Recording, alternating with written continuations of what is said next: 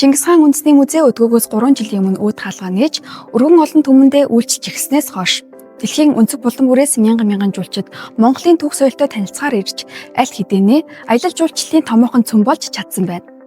Ингээд үзэгчтэнд 2025 онд хийж хэрэгжүүлсэн томоохон ажлуудаас хүргэж байна. Дэлхийн мянганы сууд хүмүүн их эзэн Чингис хааны хүндэтгэл оршоосон их хааны өргөнд Чингис хааны алтан хөрөг, шүтээн их цагаан туг, төрийн хас бүү тамгыг бүтээн заллаа. Их хааны өргөөнд монголчуудын бахархал, ёс уламжлал, дүрс бэлэгдлийг түүхэн ихсруулж, археологийн олдвор, музейн үзмэрт тулгуурлан, урлагийн өндөр түвшинд бүтээгдэж, түүхэн баримтат тагшныг мөнхжүүлсэн монументал уран бүтээл болсон билээ. Чингис хаан үндэсний музей нь дэлхийд дахинд өөрийн өв соёлоо сурталчлан таниулах, эзэн богд Чингис хааныхаа түүхийг үнэн зөвөөр таниулах зорилгоор Чингис хаан олон улсын үзэсгэлэн тогтмол зохион байгуулсаар ирсэн. Энэ жил Чехийн үндэсний музейтэй хамтран Чингис хаан олон улсын үзэсгэлэн Праг хотноо дэлгэсэн нь музейн үзмрүүд олон улсын үзэсгэлэнд дэлхийн том музейдэд дэлгэгдэж олон орны үзэгчдэд хүргэлээ. Тус үзэсгэлэн Чех улсад албан ёсоор гарч буй Монголын анхны бие даасан соёлын өвийн үзэсгэлэн бөгөөд хоёр улсын соёл шинжлэх ухааны хамтын ажиллагааны нэгэн шинэ үеийг эхлүүлсэн үйл явдал болсон юм. Мөн Чингис хаан үндэсний музей нь Япон улсын Осака хотноо болох World Expo 2025 Монголын эзэнт гүрний түүхийг харуулсан үзмрүүдээр оролцож, Монголын түүх соёл, урлаг, өв уламжлалыг олон улсад сурталчлан амжилттай оролцсон. Мөн Чингис хаан үндэсний музей нь гадаад хамтын ажиллагаанд анхаарч тэргүүлэх чиглэлээ болгож ирсэн бөгөөд энэ жил Туркменстан улсын үндэсний музей,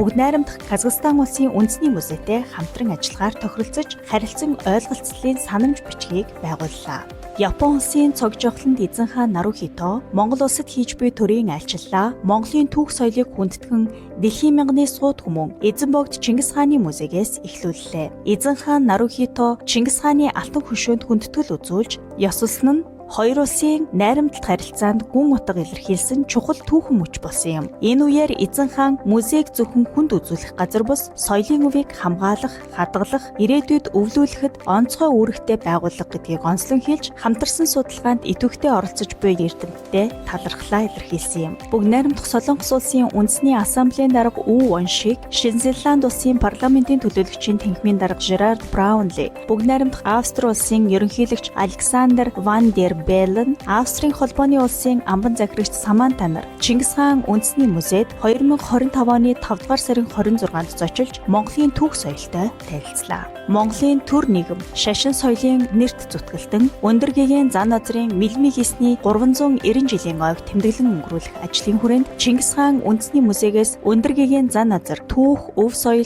390 олон улсын эрдэм шинжилгээний хурлыг зохион байгууллаа. Хуралд энэ чиглэлээр судалгаа хийдэг Оросын холбооны улс, Америк нэгдсэн улс, Польш, Их Британи, Умард Ирландын нэгдсэн хаант улс, Бүгд найрамдах Хятад ард улс, Унгар, Герман зэрэг 10 гаруй орны эрдэмтэд 200 гаруй төлөөлөл оролцсон юм. Мөн Оросын холбооны улсын Санкт Петербург хотноо монголчуудын соёлын өв, гар бичмэл ба архивын цуглуулга, олон улсын 7 дугаар их хурлыг Чингис хаан үндэсний музей, Оросын холбооны улсын шинжлэх ухааны академийн дорн дахны гар бичмэлийн хүрээлэн, шинжлэх ухааны түүх угсаатны судлалын хүрээлэн, олон улсын Монгол судлалын холбоотой хамтран дорн дахны гар бичмэлийн хүрээлэнд зохион байгуулав. Чингис хаан үндэсний музейн зүгээс хаадын зам төслийг 2022 оноос санаачлан эхлүүлж, ЮНЕСКОгийн өвд бүртгэлтэй Чингис хааны өлгийн нутаг Бурхан халдуунаас Монголын эзэнт гүрний нийслэл хар хором, орхны хөндийг холбосон хаад язгууртны холбоотой соёлын өвийн дурсгалт газруудыг сурталчлан таниулах, түүхэн дурсгалуудыг судлах, аялал жуулчлалын шинэ бүтээгдэхүүн үйлчилгээ, маршрутыг хөгжүүлэх хүрээнд эрдэм шинжилгээ судалгааны ажлыг 3 дахь жилдээ зохион байгууллаа. Монгол түмний бахархалт түүх, төр улсаа байгуулсан үндэсний эв нэгдлийн бэлэгдэл болсон түүхэн үйл явдлыг мөнхөлсөн дурсгалт газар болох Хинтээ аймгийн Бэндэр суманд байрлах их хуралтай түүхэн аялал жуулчлалын цогцлбор албан ёсоор үүд хаалгаа нээж үйл ажиллагаагаа эхлүүллээ.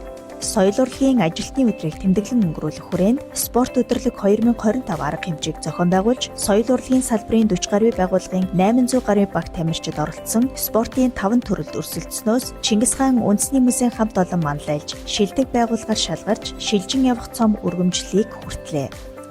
Түүх соёлоо эрхэмлэгч үзэгч та бүгдтэй 3 жилийн ой мэндийг хүргэж байна.